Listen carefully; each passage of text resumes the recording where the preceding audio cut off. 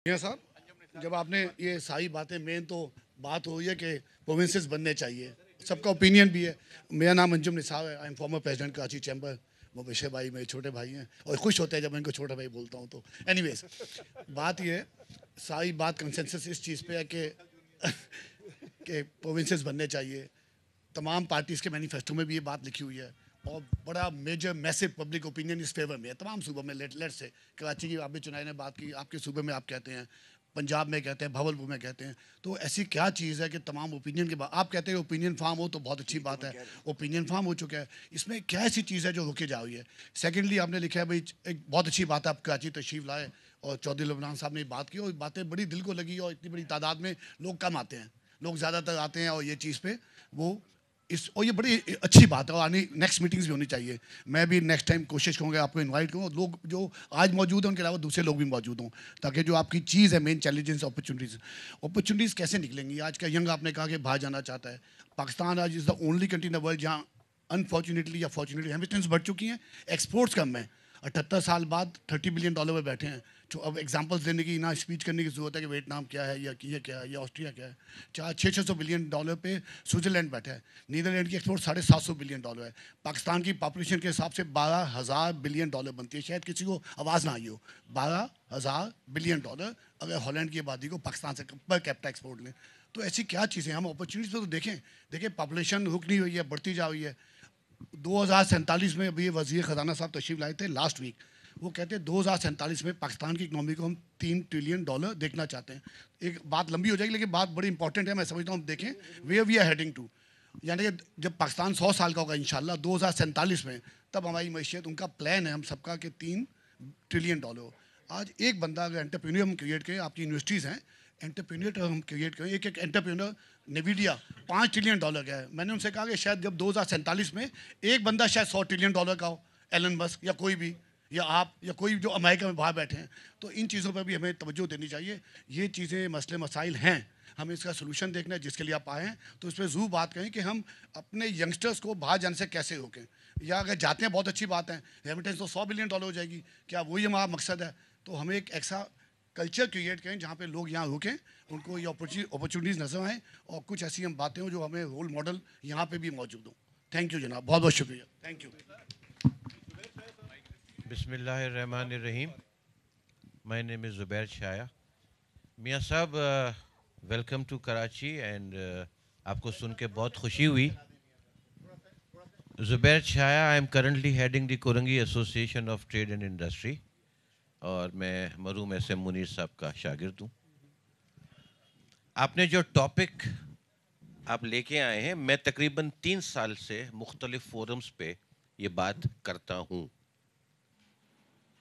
अब इस वक्त पाकिस्तान जिस दौराए पे खड़ा है, खुदा ना खास्ता यूँ समझ लें कि एक मरीज़ है जो कैंसर के मर्ज़ में लाहक है, उसको पैनाडोल से ट्रीट नहीं किया जा सकता, उसका प्रॉपर इलाज की ज़रूरत है।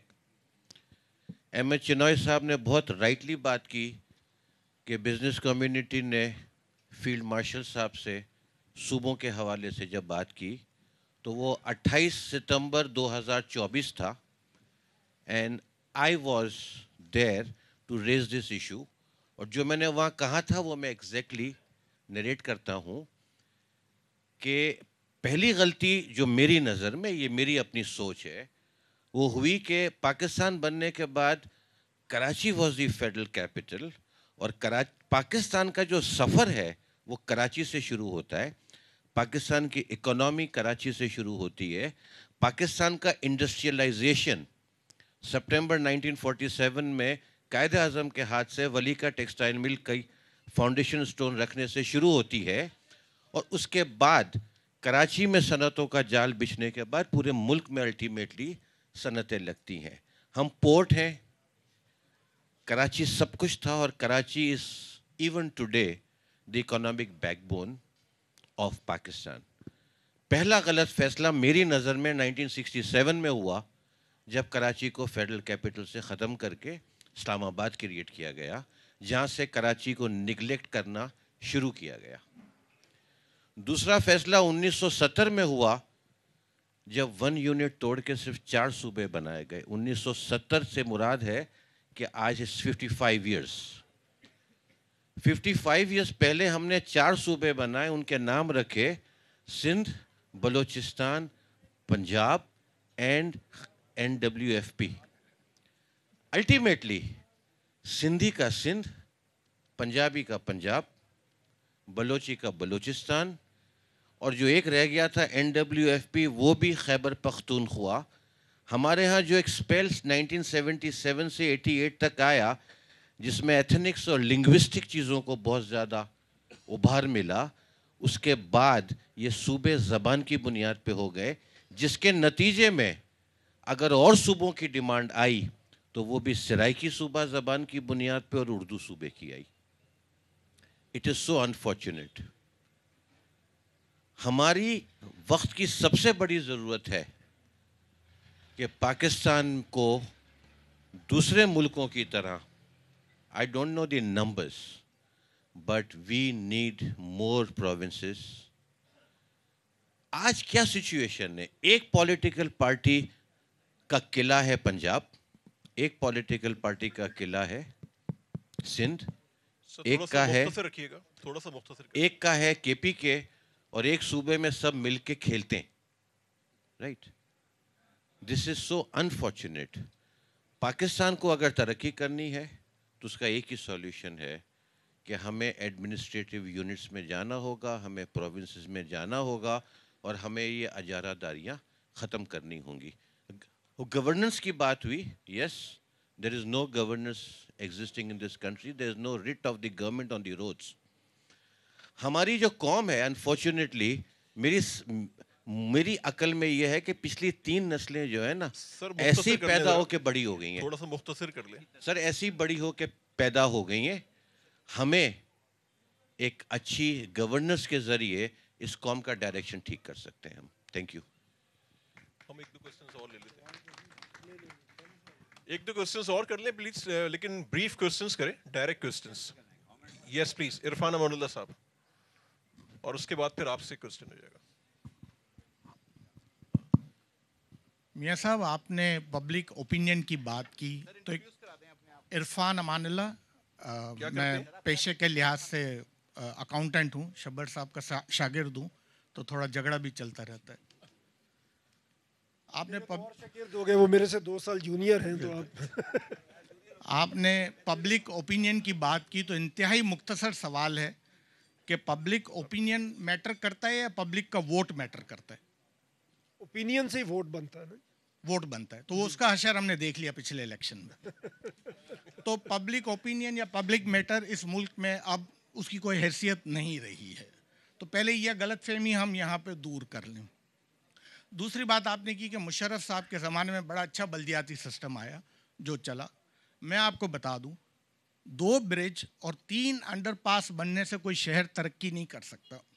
مجھے لاہور کا نہیں پتا, مگر کراچی میں اس جماعت نے اس ملک کا, اس شہر کا ایجوکیشن سسٹم تباہ کر دیا, ہیلتھ سسٹم تباہ کر دیا, اور پھر بھی جنرل صاحب کی وہ فیوریٹ جماعت تھی, فیوریٹ جماعت تھی. شبر صاحب اختلاف کریں گے, ان کا حق ہے. اس ملک کا ایجوکیشن سسٹم بھی تباہ ہوا اس شہر کا, اور اس شہر کا ہیلتھ سسٹم بھی تباہ ہوا. ٹھیک ہے جی. تو مجھے آپ ایک بات بتائیں سر, ہاں, اس سے پہلے کراچی ریلیٹیولی بہتر تھا, ریلیٹیولی بہتر تھا.